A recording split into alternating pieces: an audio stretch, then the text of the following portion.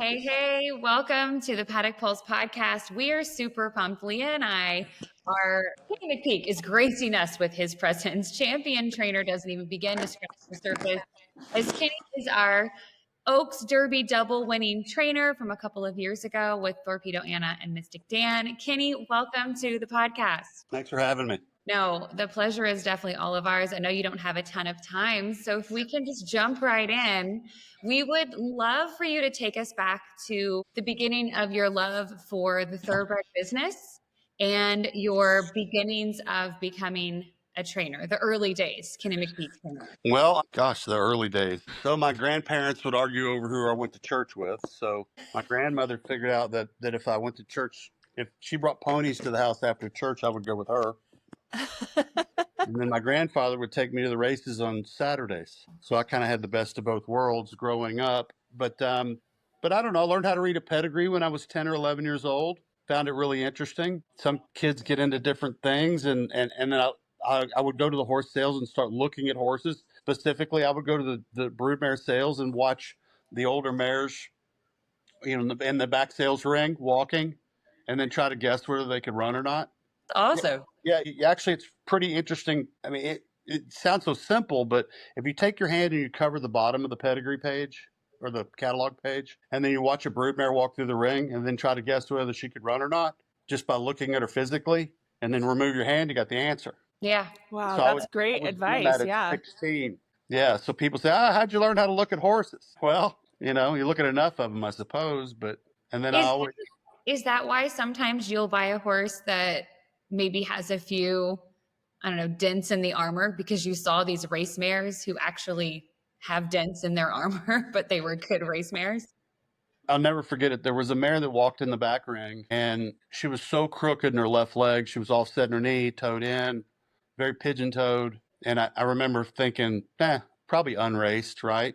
I moved my hand, and she was champion 2-year-old, champion 3-year-old, champion 4-year-old. Her name was Laurie's Dancer, and she was by Northern Dancer. And she was so crooked you couldn't comprehend it. That right there said, and then I looked at her again. I'm like, what makes her different? And it was her hip. She had an unbelievable hip. And so that's what I buy. I buy hips, and I'm pretty much forgiving on the front end. They don't have to be perfect up front, but that's where you get value, because there are people that aren't forgiving on the front, but you really need not to be forgiving on the back. It's the back that makes a racehorse, the hind leg, not the front leg. And the front leg in some cases just kind of gets out of the way. But there are horses. There was a good mare years ago in Chicago. Her name was Twin Propellers. Actually named Twin Propellers. Multiple graded stakes filly, very popular filly, could run like the wind. By known fact, I remember all this stuff. Amen. Okay, so before we go too more into the sales stuff, tell us a little bit about early Kenny McPeek as a trainer and what that looked like for you getting started. It was an accident. It was a complete accident. I really never dreamt of being a trainer. I always thought I'd probably either be an agent or an owner. And I had worked on the racetrack for modest amount of time, less than 2 months, and really didn't. I mean, I like the racetrack, but I can't say I was enamored with the racetrack. I like race horses, or the thoroughbred racehorse in general. I was enamored with. But my dad called me one day in June, early July of 1985, and said he was having some financial issues, and asked me if I would come help take care of a couple of horses that his trainers had fired him because he couldn't pay the bill. And he always fought financial issues, my father did. And I said, well, I'll help you for a couple of weeks until, because I had a job out of college. I got a degree in business finance and accounting, of all things. And I wasn't a great student, but certainly know how to balance my books. And, I could do debits and credits, and it wasn't rocket science. But anyway, I said, I'll help you for a couple of weeks. And the first week, he and I'd meet out there, and we would clean the stalls, and one would walk and the other one would clean and groom and pick feet and all that stuff. Having worked at the racetrack for Shug McGahee for a short period of time, I knew the basics. I didn't really know much. Wow. And then the second week, he was late every day. So I usually had all the horses taken care of before. And we started off with 2, ended up with 4. Both his trainers refused to train for him because he couldn't pay the bill. And then after about a month, I told him, I said, look, I mean, a couple of them are ready to run. And the guy next to us, a guy named Charlie Bailey, said he'd run them in his name, but we had to give him the 10%. the trainer's fee. Yeah. And so we got up into September, and I remember we moved the horses in on the 4th of July, and we got into September, and he was making more money than me because my father couldn't pay, and I'm doing all the work. And I said to my dad, I said, you know, you need to get your trainer's license. So he applied for the trainer's test. He put in an application to take the trainer's test. And then the morning of the test, he changed his mind. He said he wasn't going to do it because he didn't think he'd pass. Wow. And I said to him, I said, well, if you're not going to go, I'll go. And so I went in there and told him they'd made a spelling mistake. It's not supposed to be Ron, it was Ken. And I took the test and got my license. Made my first start at Keeneland in October. What? And horse ran poorly. Donnie Brumfield rode the horse. It was October 1985. And then I wheeled the horse back at River Downs. For those that remember, Belterra was called River Downs. And the horse, my second career start, the horse won. Wow. And What a and at that point, I was like, oh, that was kind of fun. Yeah. You get hooked, yeah. Now I still wasn't getting paid. I still didn't make. I wasn't making any money. Hadn't paid feed bills, tag bills. Didn't have. I mean, broke. Couldn't pay attention. Anyway, and then I proceeded to. A few people started calling, saying. I had one guy named C.V. Collins said, "Will you take a couple for me?" And then another guy called, Teddy Mims, said, "Will you take a couple for me?" And I won 10 out of my first 50 runners. Wow. And started to get a little momentum. And anyway, I'm still doing it. That is honestly a great, that I was not expecting that. And that is maybe one of my favorite how you got into the business stories I've ever heard, Kenny. Yeah. Amen. No, I really never dreamt of being a trainer at all. But what I did realize is that the rush of winning, when you put all that work in and you win, you go, wow, that's kind of fun. I like that. And really, I think what I'm most proud of professionally is that for those that remember me in those days, they would have bet $1 zillion that I would never make it. And I was young, had head full of pretty hair too. Now that's hard to believe. Had about a 32 waist. They called me Skinny Kenny then.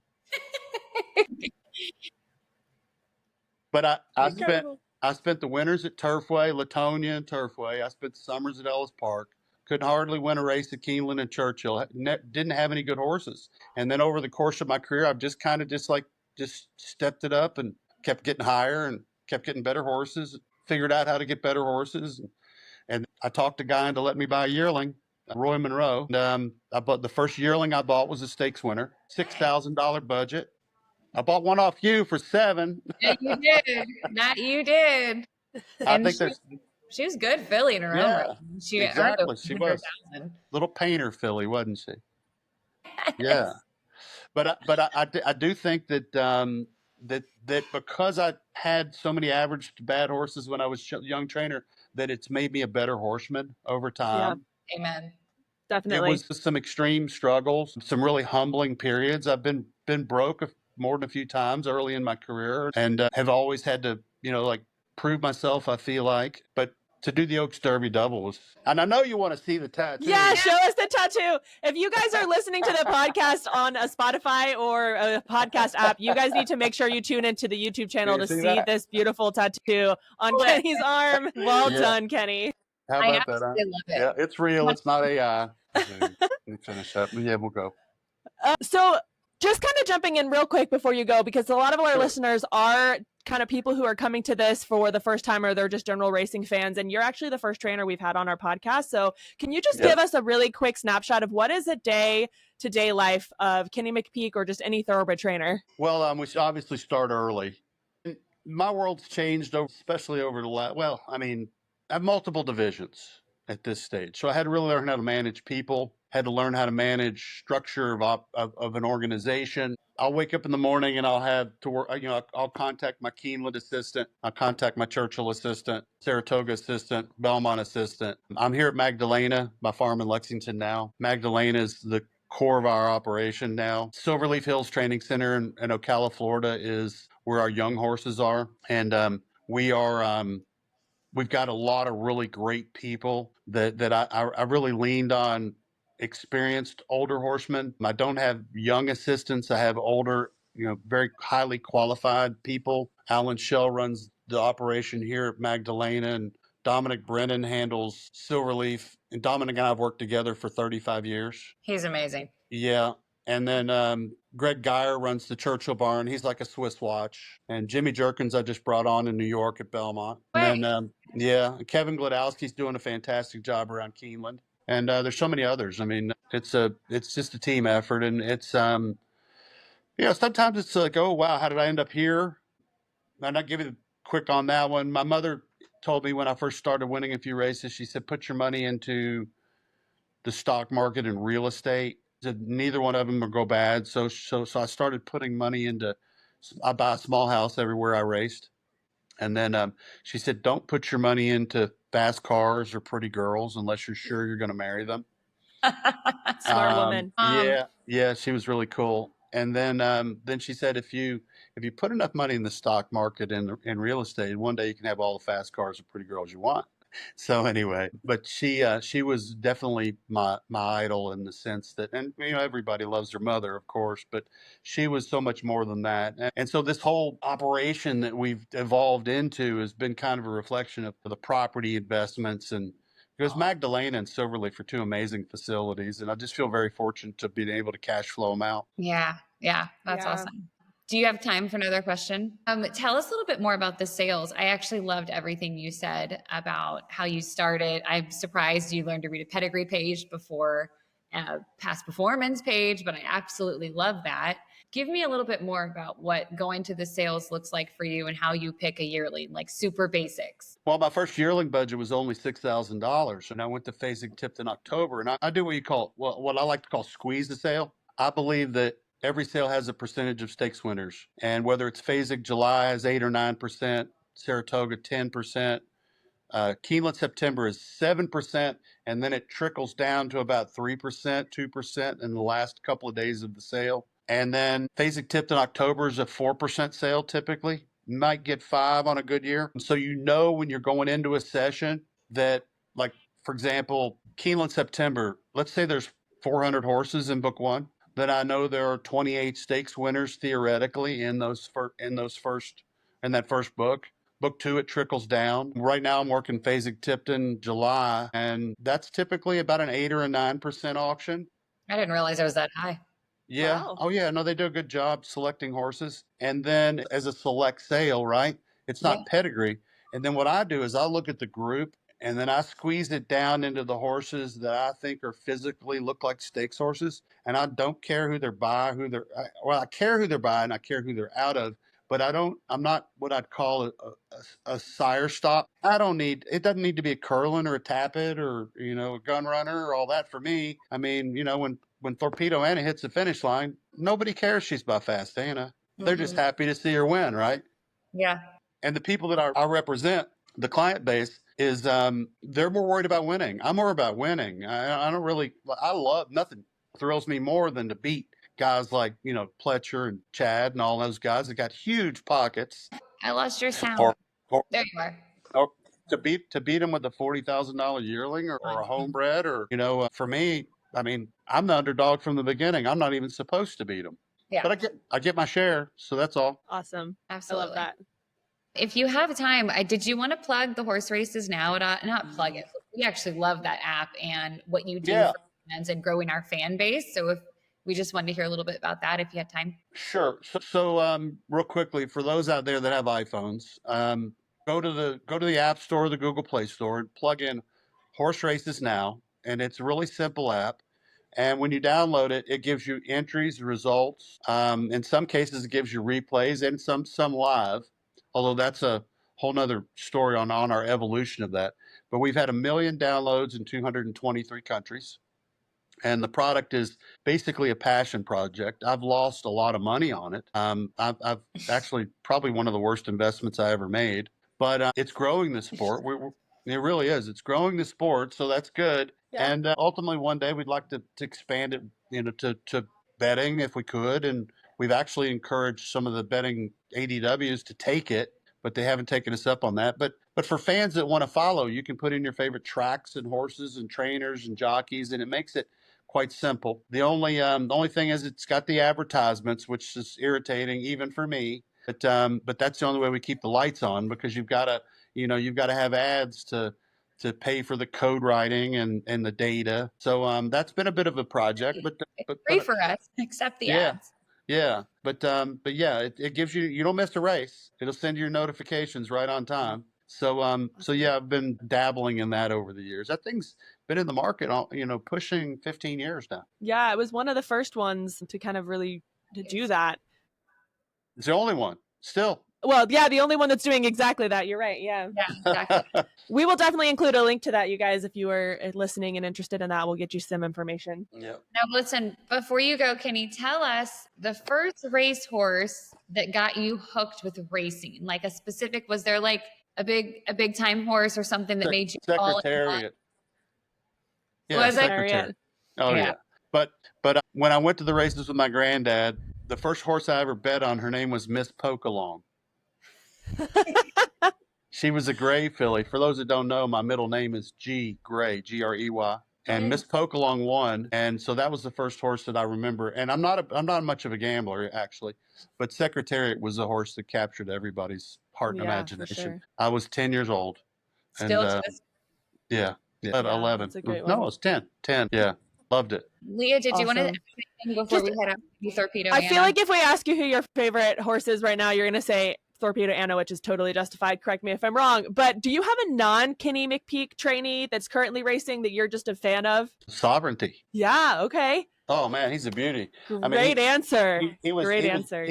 He was a dominant horse to watch train. I thought that was the easiest. Those are the easiest Kentucky Derbies ever to handicap. I bet watching train, I'm like, how are they going to beat him? No way. As far as my favorite horses, I've had a lot of really, really good ones. I mean, Tahana Run was a top colt back in the 90s. Take Charge Lady was a filly that was just real special. Swiss Skydiver's been special. Anna's been special. Dan's been special. I mean, you can't. Got some really good like ones. saying, who's your favorite child? No, Yeah. can't do that. Fair. Totally Yeah. fair. Kenny, thank you so much for giving us your time this morning. We really appreciate it. And I know You're our listeners welcome. are going to be so excited to hear from you too. All right, girls. I'll see you at the tails See you and at the the- race. Yeah. Yeah. right. We'll see you out there. Thanks, Kenny. All right, bye. Hey, Kenny, can you all right, it was awesome to have Kenny on there for a little bit. I know he's busy. He's actually heading to Japan for the Japan yearling sale, which I'm really excited to hear how that goes from him. But we wanted to stay on. And Leah, what did you want to go into? Yeah, I think that just kind of give Kenny a shout out. He is literally one of the busiest people in our sport. As you can imagine, he's training. He does buy a lot of horses for different clients, like you just said, all over the US, all over the world. And I think one of the things that makes him so special is that he is so generous with his time, despite the fact that he is so busy. And this is an industry where everyone is busy, right? Every single person in this industry, it is not a 9-to-5 job. It is 24/7, 365. Kenny just is such a great example for other professionals in our industry that regardless of how busy you are, you can always make some time and to do fan engagement and these types of things, which are so important to, the future of racing, but also the right now of racing. Anna and Mystic Dan last year winning the Oaks and the Kentucky Derby double. Besides that just being an incredible feat, I don't know a single person in the industry who wasn't just absolutely thrilled that it was Kenny who had done it because he's so well liked. So we just wanted to kind of get into the weeds a little bit more. If you are a new person to the industry, or maybe even not, but you may not know that much about Kenny, we just kind of wanted to jump in as to why he is such a great person for our sport. And one of the things that I loved he mentioned was that when he goes to sales, he is not necessarily buying the sire power, he's buying the power of the horse in front of him. And he talked about a strong hind leg and a hip being so important to that. And I think not everyone understands, because Torpedo Anna has literally captivated our entire country. She's won $5 million on the racetrack. He paid $40,000 for her at the Fasig October sale. And that is not a lot of money for people who don't necessarily go to horse sales and understand how much we're buying for these horses. That would be a very reasonably priced horse, and from a sire who is, for people coming to the sale, if you're going to be able to buy the horse you want to buy, or like a stakes type or anything close, it significantly drops. Your ability to buy it actually significantly drops if you don't have like $75,000 plus. So for 40 grand, that's amazing. And, you I know, mean, he mentioned, it's rare. yeah, and he mentioned Swiss Skydiver as well. And Swiss Skydiver was an incredible filly. She won, you know, a couple $1 million in the track as well. She was a $35,000 purchase. This trainer, Kenny McPeek, is so great at finding just really good racehorses in a sea of horses. And, you know, the Keeneland September sale that we talked about a little bit has thousands of yearlings in it. So it's not like you're just going to a sale with 50 horses and finding one or two. You have to do so much work, and to be able to find these is a huge accomplishment.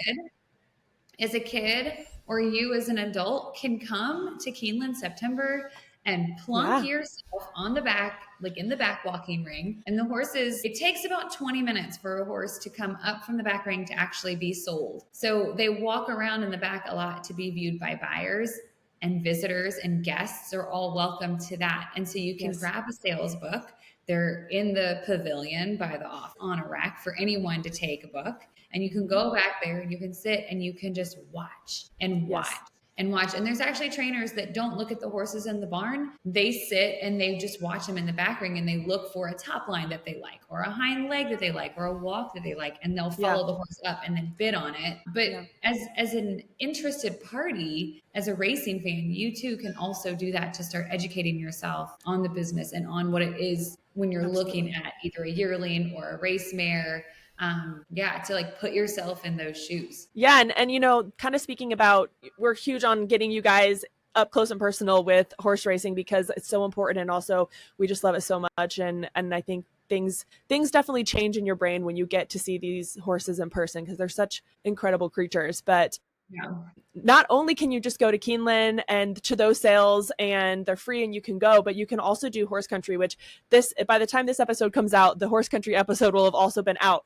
But what I wanted to point out to our listeners for this episode specifically is that Kenny McPeek's Magdalena Farm, which he just said is kind of their home base now, is actually on the horse country tours. And you can go there, you can see these horses. There's a few times I know in the past when Torpedo Anna has been at the farm during these tours. Obviously, they don't necessarily advertise it, but you never know who you're going to see there. And the fact that he allows...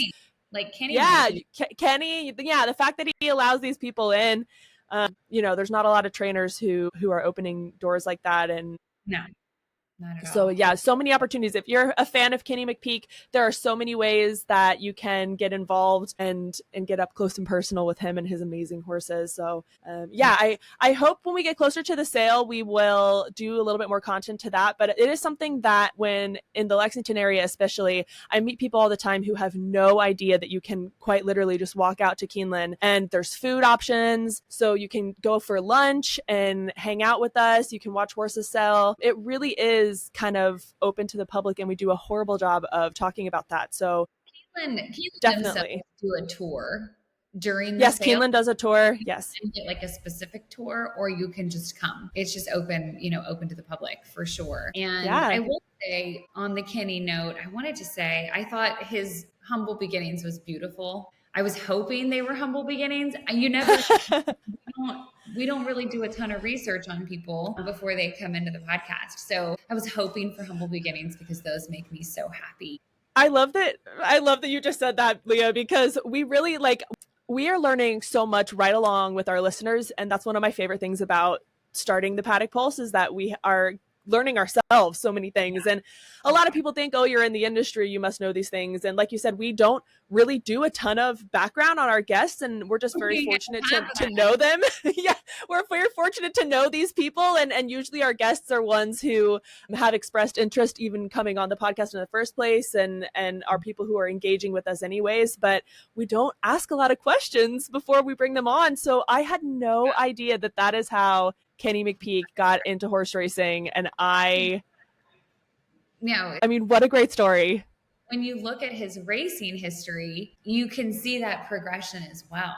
But he didn't quit. He dealt with the hardships. He dealt with, his dad, he said his dad couldn't pay his own bills. So he didn't come with opportunity. He came out of necessity and clearly a respect to his father. And it's blown up from there. And you can see how all of his humble beginnings and his stakes wins. And then he had his first Breeders' Cup win in 2024. He had the Oaks and the Derby with those two. And it's such a gift. And he's not mic dropping and walking away. He's like, no, I'm going to stay for a while. Because he could totally be done. Yep. He's obviously built enough, as you can tell from his mom. Like that's the best. That's the best. He's like, Yeah, what a Mama taught me. it was just good. It was Love we've that. been wanting to have Kenny on for so long because he just keeps getting brought up in conversation because he was in that Netflix documentary Race to the Crown that a lot of our listeners have listened to or watched. I'm sorry. Haven't seen For the Crown. Yeah. It's on Netflix and it is like a 6 or 8 episode series and it's all about horse racing. Yeah. And the humble and not so humble sides of it. Yeah, we're actually going to have more guests from that series on in the future, so you all stay tuned for that if you're a fan of Race for the Crown. But yes, Kenny is one who keeps getting brought up all the time, and we've been wanting them on for so long. And so I know that he didn't have a ton of time, but I think we covered some really great topics, and hopefully our listeners are just as excited about it as we are. Back and re-listen to the first 2 minutes because I just thought there was some amazing little information nuggets dropped really quickly. Yeah.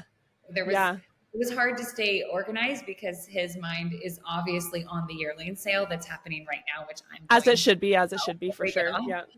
But it was I really loved all over the place, but it was good stuff. I loved his advice to put your hand over the bottom part of the pedigree. And if you're not familiar with that, on a sale pedigree, the horse's breeding is at the top part. And then the first 1 or 2 or 3 or 4 dams, which is the mother side, will be there and will list all of the members of the family and their racing achievements or lack of. And then at the very bottom of that will tell you their race record and earnings and things like that. And so especially when we have the fall sales, Keeneland and Fasig both have fall sales of breeding stock. And so that is when you see a lot of these really successful race mares being retired to broodmare life, and they will go through that ring to change hands and ownership.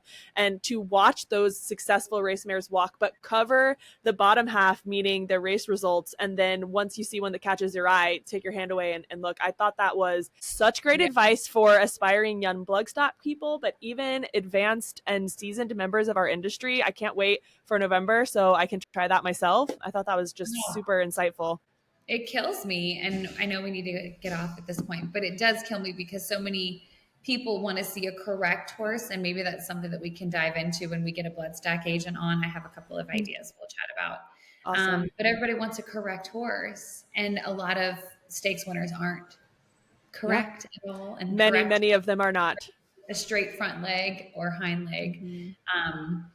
Is what straight means. It's like a conformation. It's about conformation of the horse. Anyway, and so I loved Kenny's. God, there's so many things we could have asked him. He's also one that will give on radiograph. If there's something that's an imperfection when we take the pre-sale radiographs or sale radiographs, he's known to let a lot of things slide because he knows what can still run. And his owners understand that there's risk involved in racing and you're not going to get perfect at the sale. So many questions for Kenny. Anyway.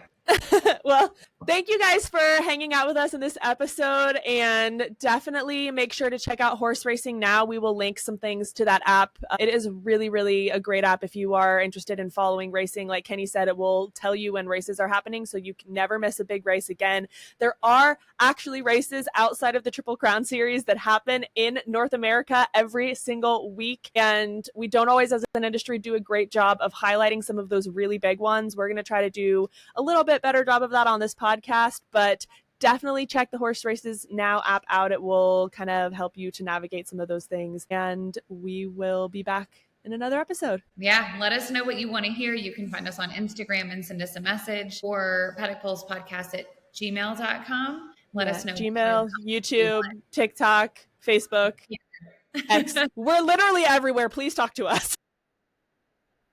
I love it. Thanks, you guys. Have a good one. Thanks for listening.